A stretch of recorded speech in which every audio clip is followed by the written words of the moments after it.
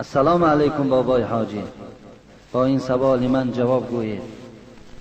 ما نتوانستیم که این سوال را با یگان معنای دیگر به شما فهمانیم، زیرا که این زن به طرف شوهرش چنان سخنهایی میگوید که تو فلان و بیمدان. اگر زن با شوهر با یگان مسئله زندگی جنجال کند، با شوهر با وی سیاست کند، زیرا این مرد هست، شوهر او می باشد، بالای وی حق دارد و در وقت غضب هر گونه گپها را گوید و زن حق دارد که از جای خیسته طرف شوهرش گوید که من تو را چوب میزنم، تو فلانی و حرامی و دست درازی و دیگر. طول 10 سال هست که این مرد با این زن زندگی دارد. هر وقتا که آنها گپ گریزی کنند، قریب در همه این زن همین گپ ها را میگوید طرف شوهرش. آنها صاحب 3 فرزند می باشد. این زن چه حکم دارد در اسلام؟ التماس پرتر جواب گویید. دویم سوال من این است: من میدانم شما تفسیر کننده شعرها نیستید و از شما بسیار خواهش میکنم که من معنای این شعر را نغز نفهمیدم، میخواهم که از زبان شما شنوم. از شما بخشش میپرسم، التماس شعر نوشتگی مرا فهمانید. ناکرده گناه در این جهان کیست بگو، آن کس که گناه نکرد چون زیست بگو. من بد کنم و تو بد مکافات دهی، پس فرق میان من و تو چیست بگو. عمر خیام. بسیار التماس میکنم پرتر جواب گوید که جواب شما را انتظارم. اما سوالمون پر است، هر سوالی دادیم پر جواب شد. ما با 3 سوال یک جمعه را خاتمه میبخشیم، ولی هم پر نیست.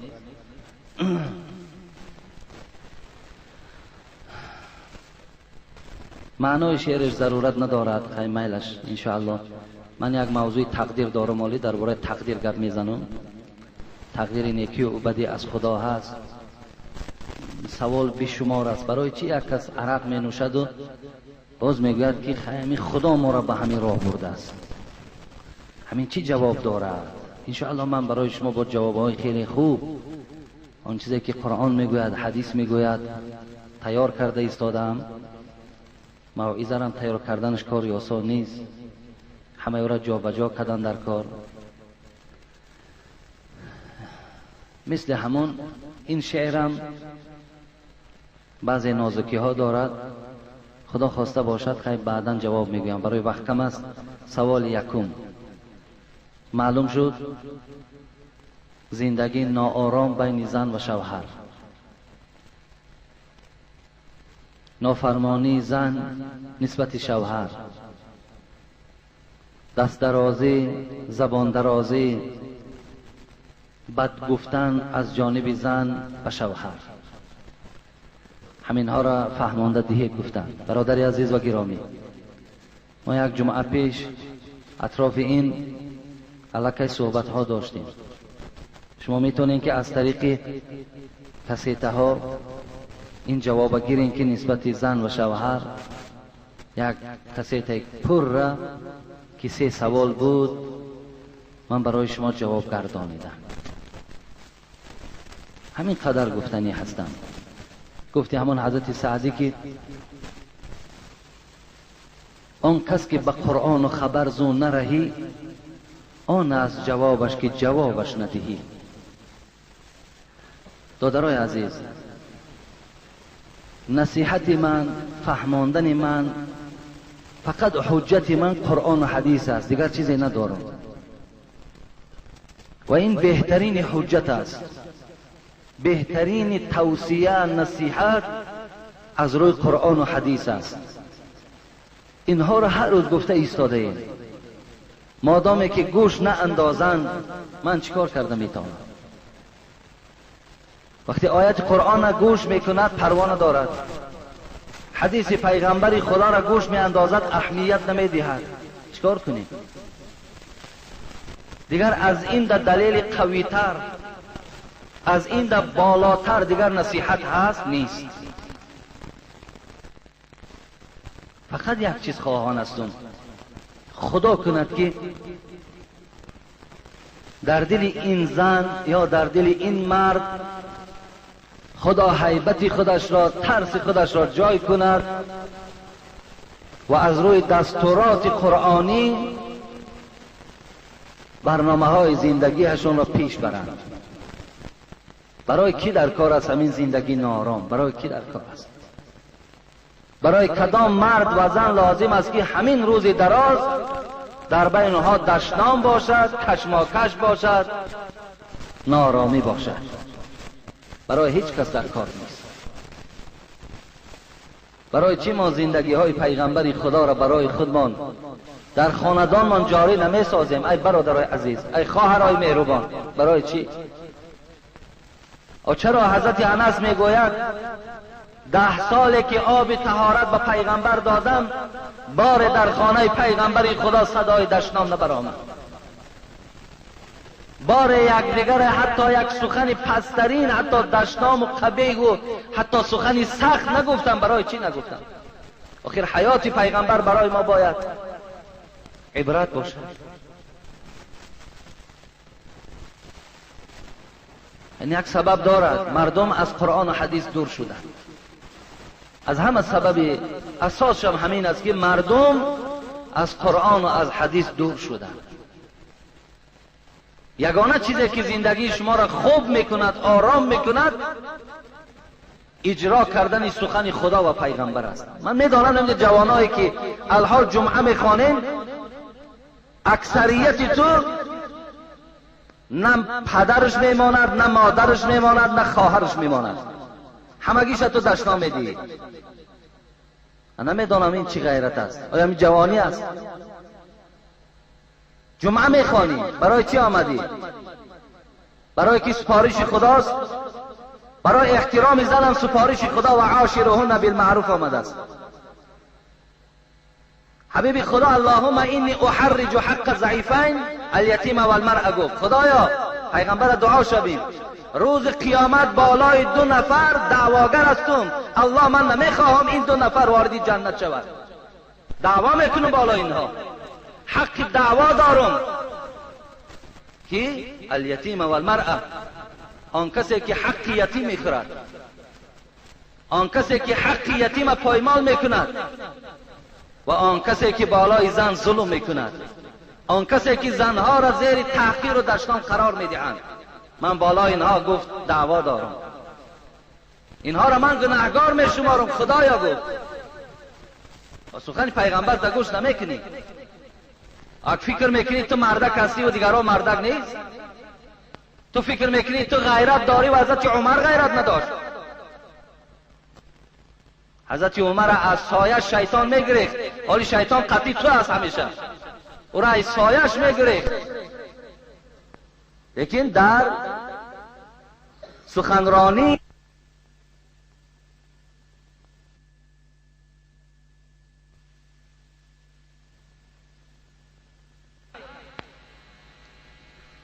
عکسین. خواهری عزیز، تو 5 وقت نماز خوانی اگر،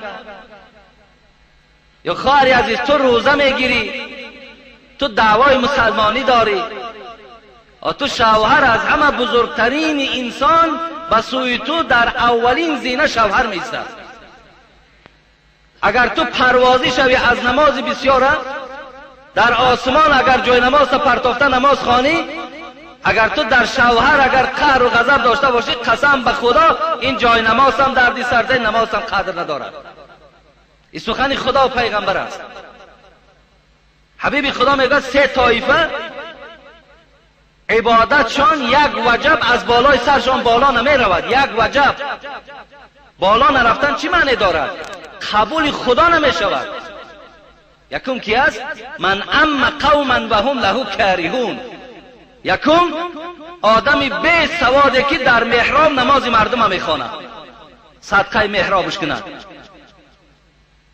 بی سواد است، بی علم است. نمیگذارد که آدمی با علم پیش درآید و از پس نماز خواند، برای که گویند که من امام خطیب هستم، من ملای محله هستم، من ملای مسجد هستم. این به این خاطر حبیب خدا گفت عبادت ها یک وجب از تاری سرت بالا نمی رود. نه این سلت فایدت میکنه، نه جیلکت فایدت میکنه تا زمانی که در محراب ایستاده و خدمت مسلمان ها را نکنی، خدمت اسلام را نکنی. تا از پشت اسلام عزت داری، از پشت اسلام مردک خانش میبرد، نانت میتد، پولت میتد، آبت میتد، کی اسلام پشتیبانی میکنی؟ کی؟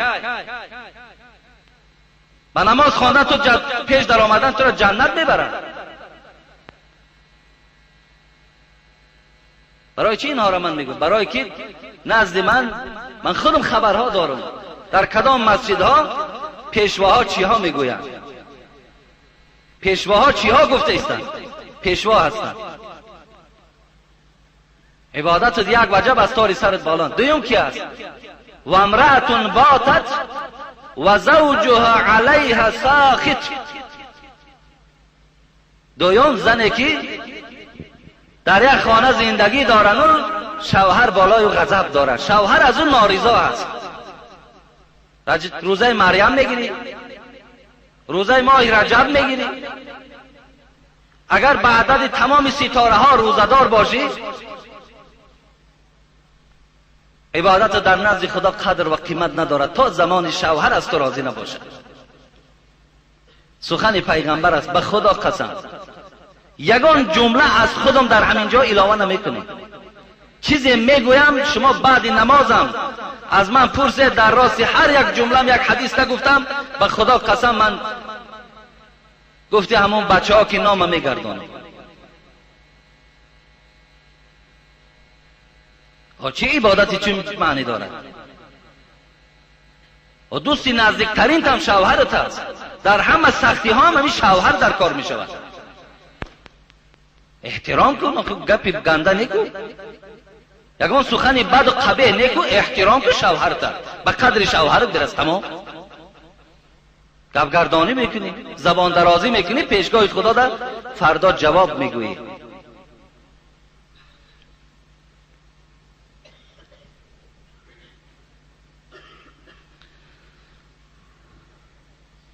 به این خاطر دادر عزیز همون کسیته های پیش تماشا کنین، گوش اندازین.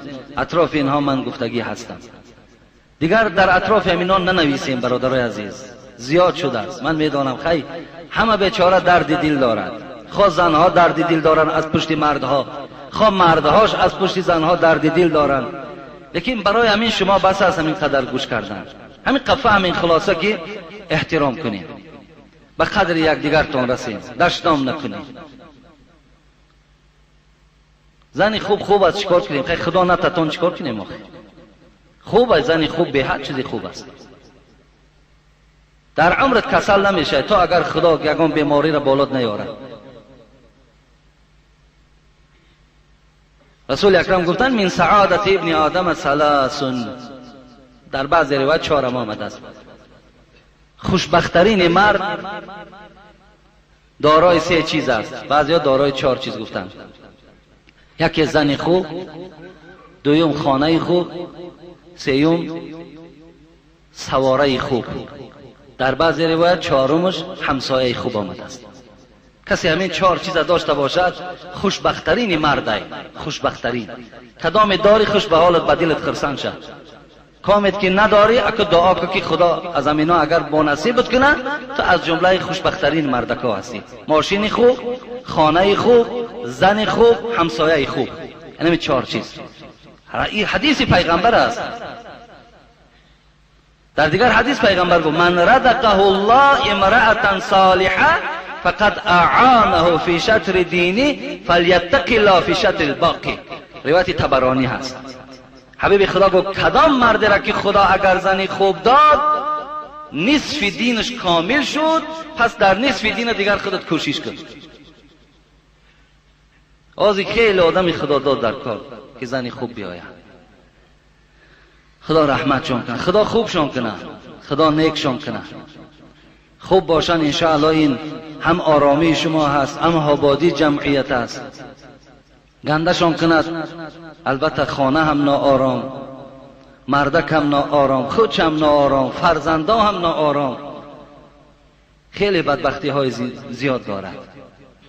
افسوس که این مادرای ما اطراف همین حیات حضرت فاطمه را تماشا کنیم، چه حیاتی خوش رو داشت، چه حیاتی زیبا داشت. فطرت تو جذبه ها دارد بلند، چشم و هوش از اسوه زهرا مبند. محمد اقبال لاهوری میگد، این مادر عزیز میگد همه چشم و هوش نمیگه زندگی فاطمه را کتابش بخوان. کتابی که فاطمه حیاتی او را کتاب کردن، حیاتش بخوان، از حیات او درس بگید تا حسین شاخ تو بار آورد، موسمی پیشین به گلزار آورد. اگر تو خدمتگار شوی، رنگ فاطمه شوی، مثل فاطمه شوی، از شکم تو حسین به دنیا می آید، از شکم تو حسن به دنیا می آید.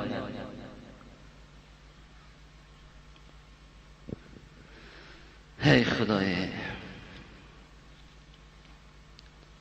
این در همو مردهای پیشم بود. برادرای عزیز غمگین نباشین، فقط دعا کنین، شبها خیزین، نمازهای تهجد. این زنی بدم داشتن یک طرفش خوبه که با خدا پاداشت میته، ای همه طرف اگر با خدا بتد با کم کم مست میشه. یک طرف با مثال یک زنکی گنده های، یگان رفیقی گنده های، یگان دشمنه بود بالای سر دمی مانه، به خاطر حکمت خدا هست ایمو طرف تره پاداش دادن بگیره، اجر دادن بگیره. برای همین انشاءالله من باوری دارم که تا او اندازه زنهای گنده ای که در کتاب ها بعضی وقت میخوانیم، تا او اندازه انشاءالله امروز فکر میکنم وجود نداره. به هر حالم باشد دادرای عزیز، در کدام تو اگر زنی گنده باشد، اولا دعا کن که خدا فعل اخلاقش دیگرگون کنه. اگر قوتت نرسید، محتاج نصیحت باشه، ما برادر تو می روز دعوت که میریم نصیحتش میکنیم، میریم نصیحت میکنیم به خاطر خدا، به خاطر رسول خدا، به خاطر تو برادر مسلمان. من خودم شخصا همراه تو میرم دعوتش میکنیم، خبرش میتیم انشاءالله شاید نیک شود. زیرا غم شما غم ما هست به خدا، خرسندی شما خرسندی ما هست. نمیخواهم که جوان ها آمده در پیش من گریه کنند. والله که در پیش من جوان ها گریه میکنند. جوانم نیست، قریب 30 ساله، 40 ساله، 45 ساله مردک با آب چشم گپ میزند از زیان و ضرر زنش. من بچه او میشم، من دادر او میشم، به خدا طاقت نمیکنم آب چشم او را میبینم. السلام علیکم حاجی محترم. خداوند زبانت را باز شیرین تر گرداند و سخنانت را باز تأثیر کننده گرداند. اگر در پیشگاه خدا با این سخنم گناهگار نشوم، از پدر و مادرم دیده تر دوست می‌دارم، زیرا هزارها کس از صحبتتان راه درست یافتند. داملای عزیز سوال دارم. من یک زن که خود را مسلمان حساب می‌کند میگوید که الحمدلله مسلمانم، لیکن میگوید از بین مردها مرد ریشدار را بد میبینم، از بین زنها زن سطردار را بد میبینم. آیا این چه حکم دارد؟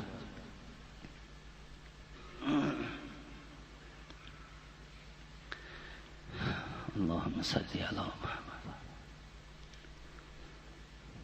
از بین مردها مرد ریشدار را بد میبینم و از بین زنها زن سطردار را بد میبینم.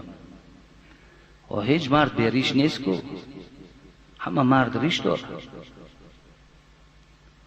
شاید این خواهر ما دیدن اینجا بعض موی سفیدای بی ریشه به همین خاطر گفته باشه. همینا را ما فکر میکنم این خواهر عزیز نخواه که تا این اندازه بی عقل باشه. همین شخصایی که علاقه زمان ریشمانیشون آمده است ریش نمیمانند، شاید همینا را دیده باشه و گفته باشه همینها را ما بد میبینم، مقصد سخن پیغمبر را اجرا نمیکنند. شاید این معنا را داشته باشد، من چی میدانم. من این خواهر را ندیده باشم، مادر را ندیده باشم. و این چنین گفته است که از بین زنها زنهای بی سطر را بد میبینم، زن سطر دارنی.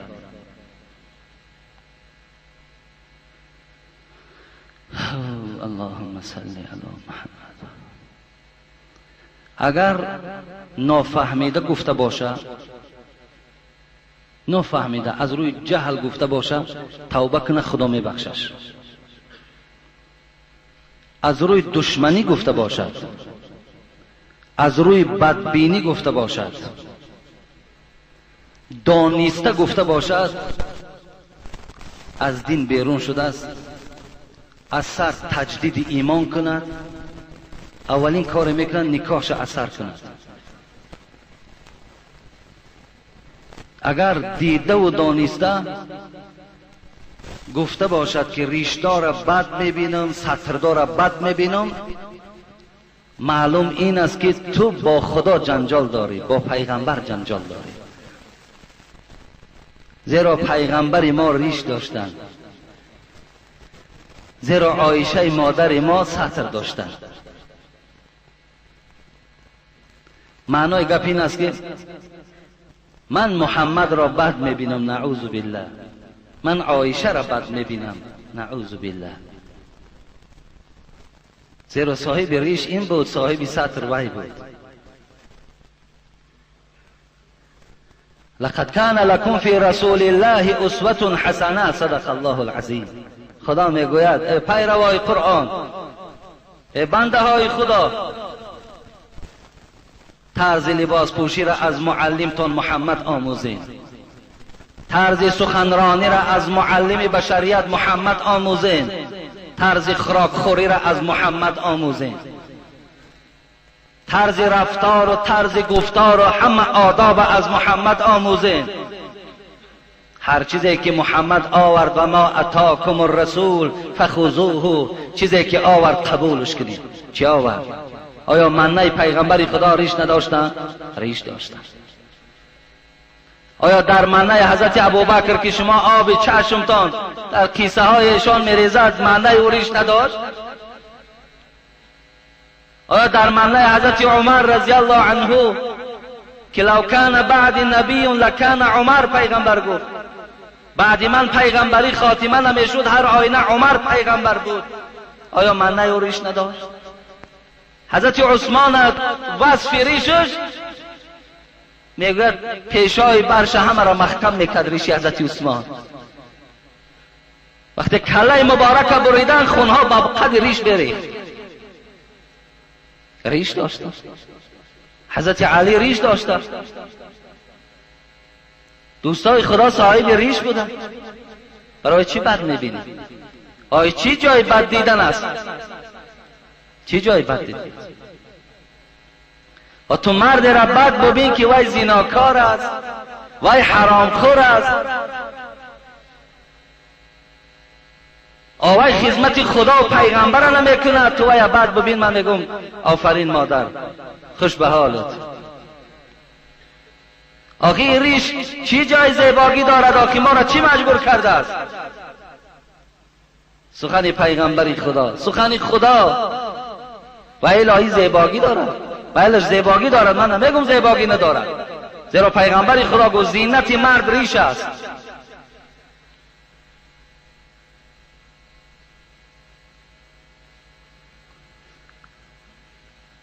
خداوند در قرآن میگوید قل ان کنتم تحبون الله فاتبعونی یحببکم الله و یغفر لکم ذنوبکم.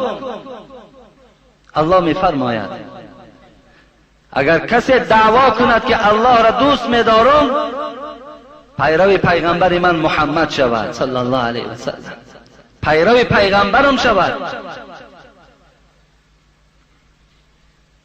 وقتی پیرو پیغمبر من شد، دوستش می‌دارم. الله میگوید گناهاش مغفرت میکنم.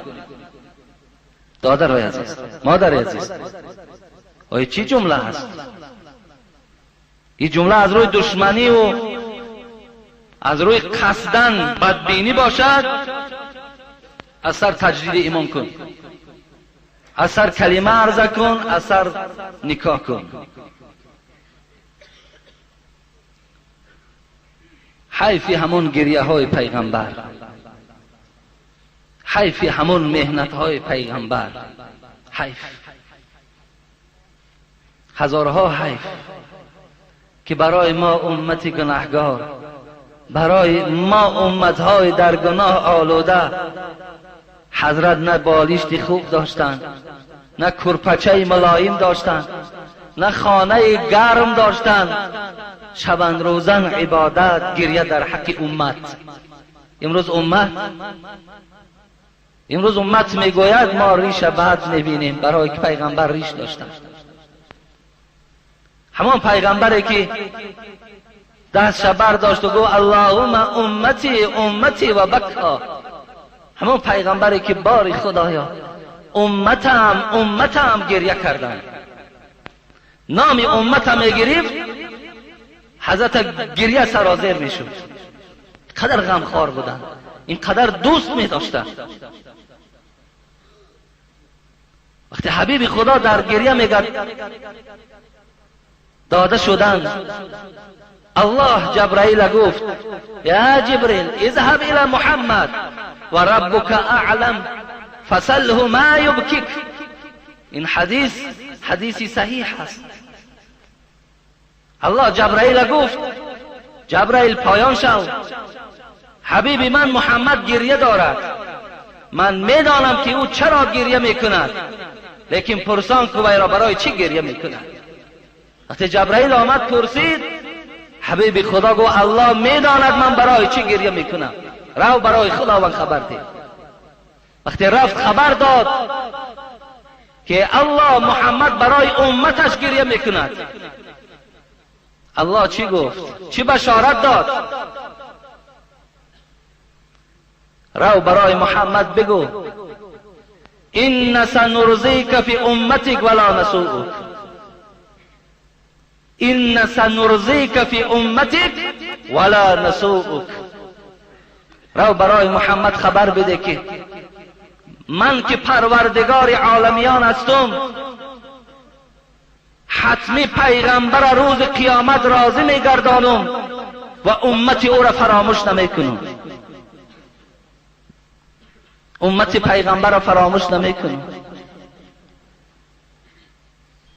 با دعای پیغمبر الله ما را فراموش نمیسازد. ما امروز دشمن سنت پیغمبر هستیم. ما امروز قدردانی آب چشم پیغمبر را نمیکنیم. بی رحمانه علیه سنت پیغمبر خدا مبارزه میکنیم. از خدا بترس. به خدا قسم در پیش یک مصیبت وزنین برای تو جان کندن است. الله دانا است که ایمان تو را شیطان غارت میکند. از خدا ترسیدن در کار، فکر آخرت کردن در کار. کسی که میگوید زن را به خاطر سترش بد میبینم، معنا چیست؟ معنا این است یا ایها النبی قل لازواجك وبناتك ونساء المؤمنين يدنين عليهن من جلابيبهن ذلك ادنى ان يعرفن فلا يؤذين. برادر عزیز، آیت 58 سوره احزاب خوان. امروز قرآنای کریلیکی برآمدن. سوره احزاب هوی کن، آیت 58 خوان. پیغمبر الله از بالای آسمان سفارش میده. پیغمبر برای زنها، برای دخترها، برای تمام زنهای مسلمان سفارش خدا را به گوشان برسان. این سفارش بود. چی سفارش؟ یدنین علیهن من جلابیبهن ذلك ادنى ان يعرفن فلا یؤذین. به گوش مردم برسان که الله به آنها سفارش میدهد اینکه گردنهاشون پوشانند، بالای سرهاشون پوشانند، پایهاشون پوشانند، دستهاشون پوشانند. این موضع هایی که شهوت کس را بیدار میکند فقط برای شوهرهاشون حلال است و خلاص. سفارش خدا هست. زنهای بنی تمیم نزد عایشه آمدن، مادرمان لباسهای شفاف داشتند، لباسهای تنوک داشتند. این منزله که امروز میپوشند را به سوی خدا پناه طلب کردن در کار. شفاف بود، بدنهاشان شاید نمیتافت، فقط تنوک بود. حضرت عایشه مادرمان این لباس دید چی گفت؟ این کنتن مؤمنات فلیس هذا بثیاب المؤمنات. مادرای عزیز گفت اگر شما دعوای مؤمنین مسلمانی داشته باشین، این لباس در بر کردن این لباسی مسلمان نیست. گفت سخن عایشه است مادر عزیز، سخن مادر ما، جنسی زن بود، تازه عروسه نزد حضرت مادر من عایشه آمدن و هم شاید یگان لباسی ناجور داشت، خوب داشت. عایشه دیدن برابر ناراحت میشد. چی گفتن؟ لم تؤمن بصورت نور من تلبس هذا. این لباس کسی می پوشد که از سوره مبارکه نور درکدار نیست. سوره مبارکه نور خوانید.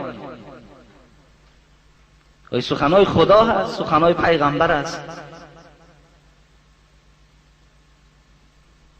به این خاطر این مادر کسی که باشد اینقدر گفتنی هستم، قصدن گفته باشد، از روی دشمنی گفته باشد، باز میگویم از نو ایمان بیار، نکاح نو کن. لیکن اگر نافهمیده گفته باشد، از روی جهل گفته باشد، توبه کند به سوی خدا، خدا میبخشد. خب یک سوال دیگر میخوانیم. سلام علیکم اکای حاجی مرزا، میبخشید با همین سوال من جواب گردانید. در ماه شوال روزه گرفتن چه خاصیت دارد؟ بعضیا میگویند که گرفتن ثواب است، بعضیا میگویند که هیچ ثوابی ندارد. کسی از ماه شوال 6 روز روزه میگیرد همچنان است که 1 سال در پیشگاه خدا روزه دار است. ماه شوال این بعد رمضان است که گذشت. خب دویم سوال، برای زن خواندن نماز راست یا شیشته درست می باشد؟ نه، نشسته نماز خواندن زن کلا نادرست است، فاسد کننده نماز است. نمازش در پیش خدا هیچ قدر و قبولیت ندارد. کدام زنی که نشسته نماز میخواند، نماز باید راستا خوانده شود. خب در ماه شریف رمضان وقتی که زن حیض میبیند روزه قرض میشود یا نماز؟ البته این روزه قرض میشود، نماز قرض نمیشود. یعنی کدام زنی که در ماه مبارک بیمار میشود آخر رمضان ده وای چی هست، وای از روزه میدارد و از نمازهای فوت شده هیچ کدامش دیگر قضا نمیخواند.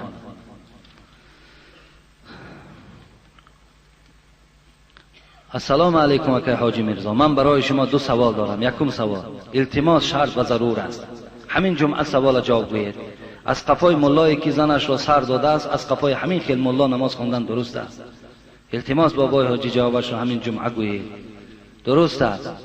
از پس همون ملایی که زنش را سر داده است و بعدا با نکاح کرده و گرفته باشد درست است.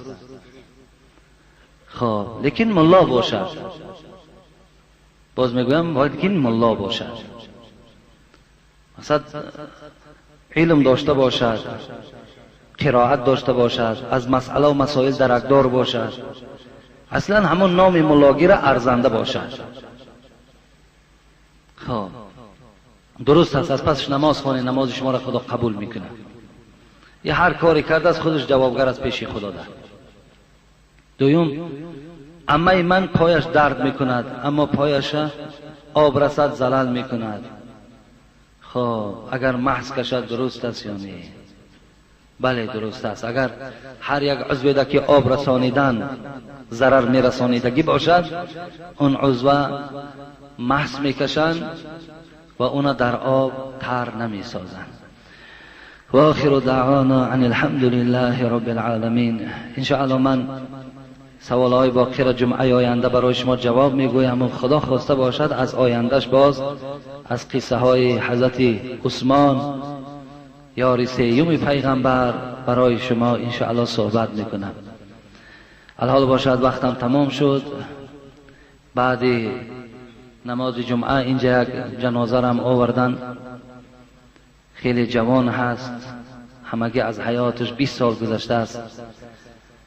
تقدیر الهی بوده است، رازگی خدا بوده است، قسمت که در صدمه رو برو می شود. جوانی با عبادت بودن، جوانی بودن که گویم عاشق و مخلص همین مسجد بودن. اینجا گاه اذان میدادن، گاه وقتا اینجا در درسگیری هم می آمدن، الحال که در دوشنبه تحصیل میکردن همونجا صدمه در روبرو شدن. الحال جسدش منتظر 4 تکبیر جنازه ما و شما هست و همه این برای همه ما و شما عبرت است که مرگ به سر هر کدام ما و شما ناگهان می آید و هرچی خدا خواهد البته همون می شود. ما فقط در حکم خدا راضی هستیم. هرچی به سر ما میاری خدایا، ما بنده های سرکش نیستیم، ما بنده های دعواگر نیستیم، قوت دعوا هم نداریم. خدایا در حکم تو راضی هستیم. فقط دعا کنیم که خداوند روحش شاد کند و قبرش را خدا پر نور کند و باقی مانده فرزندهاش خداوند عمر دراز و توفیق نصیب گرداند و در دل تمامی خیش و قومیت، از آن جمله اینجا حاجی رجب علی برادری که خدمتگار در این مسجد جیانی همین کس هستند، خداوند صبر جمیل نصیب گرداند. اللهم اعین علی ذکرک و شکرک و حسن عبادتک. آمین یا رب العالمین.